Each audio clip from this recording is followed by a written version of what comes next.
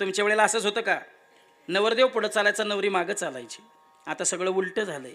आता नवरी मोरत चाललेली असते, ही दुबळं तिच्या मागं चाललेलं असते. एकदा का अक्षदाचा तडाखा बसला की बस, तेरे सिवा मेरा इस दुनिया में कोई नाही.